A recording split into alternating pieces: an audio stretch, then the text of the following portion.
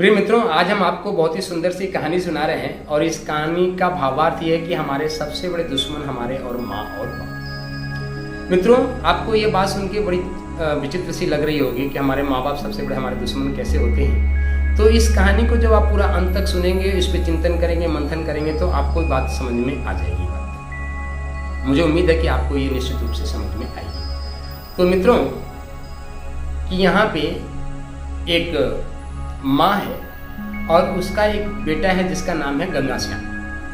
गंगाश्याम अभी मुश्किल से मुश्किल 3 वर्ष का है और 3 वर्ष का वह बालक बड़ा तेजस्वी, बड़ा प्रतिभाशाली बहुत है। पर उसकी एक जो कमजोरी कह लें या जो अच्छाई कह लें, मित्रों मैं आपको बताऊं, चूंकि मनोविज्ञान हमारा विषय है कि जो बच्चे बहुत ही ज़्यादा प्रतिभाशाली होते हैं वे चंचल बहुत ज़्यादा होते हैं, उनको ढेर सारे जो है प्रश्न पूछने की आदत होती है। और तो यह गंगाश्याम भी बड़ा तेजस्वी, बड़ा निर्भीक और बड़ा हिम्मती बालक है और ढेर सारे जो है वे घर में जो है उठा पटक करता है, कहीं भी घूमने चला जाता है, किसी से बात करने लगता है, कुछ भी करता है। पर उसकी माँ जो है उतनी ही आलसी, उतनी ही निकम्मी और उतनी ही है। बार बार, क्योंकि पहले तो उसने अपने बच्चे के मन में डर, क्योंकि हमारे मन में डर कौन भरता है? हमारे मन में डर हमारे माँ और बाप ही भरते हैं। जैसे एक सामान्य के उदाहरण से आप समझ सकते हैं कि जब बच्चा कोई घर में रात को नहीं सोता है तो हम उससे एक बात कह देते हैं कि अरे बच्चा जल्दी सो जा, नहीं तो हाउ आ जाएगा। अब हाउ क्या चीज़ है ये आज तक किसी ने देखा नहीं है, पर बच्चा चाहे जितना बड़ा हो जाए वो हाउ से डरता रहता है। जैसे माँ बोलती है कि बच्चा सो जा, नहीं तो हाउ आ जाएगा, और यदि कोई अचानक उस बच्चे के पीछे भी आके हाउ बोल देता है तो वो बच्चा डर जाता है। तो आप मित्रों चिंतन कीजिए कि उस बच्चे के मन में हाउ के प्रति डर किसने भरा? हाउ के प्रति उस बच्चे के मन में डर उसकी माँ ने भरा। किस कारण से? सिर्फ सोने के कारण। बच्चा हमारा जल्दी से सो जाएगा, हम फुर्सत हो जाएंगे, और बच्चे के मन में इतना बड़ा विष बो दिया कि बच्चा हाउ। और जिंदगी भर मित्रों कि दुनिया में क्या, जितना बहादुर, जितना भी बड़ा बन जाए, बच्चा उस हाउ से डरता रहता है। उसी तरीके से गंगाश्याम की माँ भी अपने प्रतिभाशाली बच्ची को डराने के लिए विभिन्न प्रकार के जो है झूठ बोलती रहती थी। अरे बेटा जल्दी से सो जाओ, उधर मत जाना, नहीं उधर सिंह रहता है, एक शेर रहता है, तुम शेर की तरफ जाओगे तो तुमको खा जाएगा। अब बच्चा छोटा सा बालक, वे उस रास्ते पे जाए नहीं, इधर भगवान का मंदिर है और वे भगवान का मंदिर, वहाँ पे नृसिंह देव का मंदिर था, पर वह कभी मंदिर की तरफ जो है अपने बालक को जाने नहीं देती थी। क्यों? क्योंकि उस बच्चे के मन में ये था कि यदि ज़्यादा मंदिर में जाएगा, ज़्यादा करेगा तो ये भक्त टाइप का बन जाएगा और इसको मन में वैराग्य आ जाएगा और ये घर संसार छोड़ के चला जाएगा। तो इसलिए माँ के दिमाग में ऐसी दुष्वृत्ति बैठी थी, वे अपने गंगाश्याम को मंदिर के रास्ते पर ले जाते थे और ये डरा के रखा था कि बेटा उस रास्ते पे मत जाना, उस रास्ते पे शेर रहता है। ऐसे ही जैसे आपने घरों में देखा होगा मित्रों कि जैसे छोटे से बच्चे किसी घर के सामने साधु महात्मा आते हैं तो माताएं या बालक मजाक में कहती हैं, अरे बाबा जी हमारे बच्चे को ले जाओ।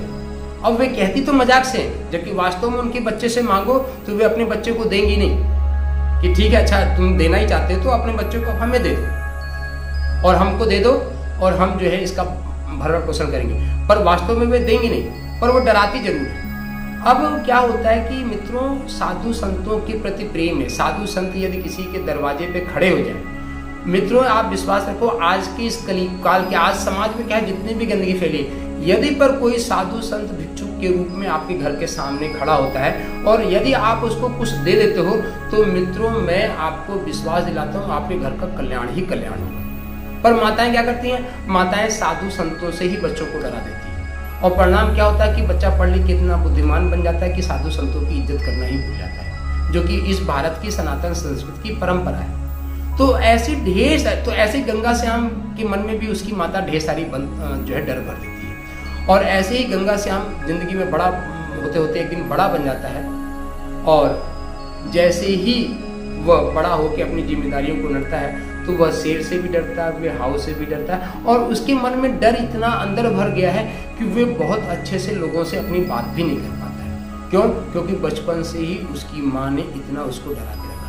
तो इस कहानी को सुनाने का मतलब एक भावार्थ है मित्रों कि यदि हमारे मन में कोई डर पैदा करता है, कोई डर का भाव पैदा करता है तो वे हमारे माँ और बाप पैदा करते हैं। मित्रों, मैं एक सिद्धांत आपको देना चाहता हूं कि हम बच्चे को जो अच्छी बैठा के सिखाते हैं, वे बच्चे कभी भी अनुकरण नहीं करते। बच्चे सिर्फ वही बातें अनुकरण करते हैं जो हम अपने जीवन में आचरण में लाते हैं। तो यदि हम अपने जीवन में बच्चों को अच्छा ज्ञान देना चाहते हैं तो आपको स्वयं अपने जीवन में अच्छे आचरण का पालन करना पड़ेगा। यदि आप स्वयं अच्छे आचरण का पालन करेंगे और अपने बच्चे के मन में कोई भी नकारात्मक भाव नहीं करेंगे, तो ही बच्चा एक इस देश का अच्छा सुंदर नागरिक बनेगा और आपके बुढ़ापे में आपकी सेवा करेगा। मित्रों, आज समाज में क्या हो रहा है कि आजकल बेटे माँ बाप ही को ही रोटी देने के लिए तैयार नहीं है, दूसरों की तो रोटी देने के लिए बात कहाँ की आती है। तो बच्चों, यदि बच्चे आपके साथ ऐसा कर रहे हैं तो आप चिंतन कीजिए, कहीं ना कहीं उनके पालन पोषण में आपने गलतियां की हैं।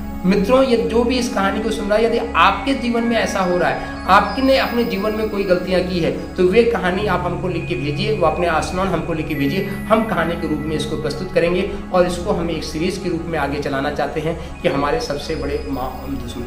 यदि मित्रों, फिर से पुनः दोहराता हूँ कि यदि आपके जीवन में आपके बच्चे आपका लालन पोषण नहीं कर रहे हैं, आपको खाना नहीं दे रहे हैं, आपका इलाज नहीं करा रहे हैं, तो निश्चित ही आपने जीवन में कोई गलतियां की होगी। तो उसको आप हमारे को कमेंट्स बॉक्स में लिखो, हमारे को फ़ोन नंबर पे करके अपनी कहानी बताओ। हम इस कहानी के रूप में इस कहानी को बनाएं ताकि इस कहानी को सुनने वाले व्यक्तियों को ज्ञान मिले और वे अपने बच्चे का सही ढंग से लालन पोषण करें। इस देश का हित हो, उस परिवार का हित हो। तो उठो धरा के वीर सपूत हो, धरती स्वर्ग बनाना है। उठो धरा के वीर सपूत हो, धरती स्वर्ग बनाना है। मित्रों, ये कहानी आपको पसंद आई है तो लाइक, शेयर और सब्सक्राइब करके बेल आइकन जरूर दबाएं और इसको अधिक से अधिक शेयर करें ताकि समाज का हित हो सके। इसी शुभकामनाओं के साथ, मंगल कामनाओं के साथ, शक्ति शंभू, जय श्री राम, शक्ति शंभू, जय श्री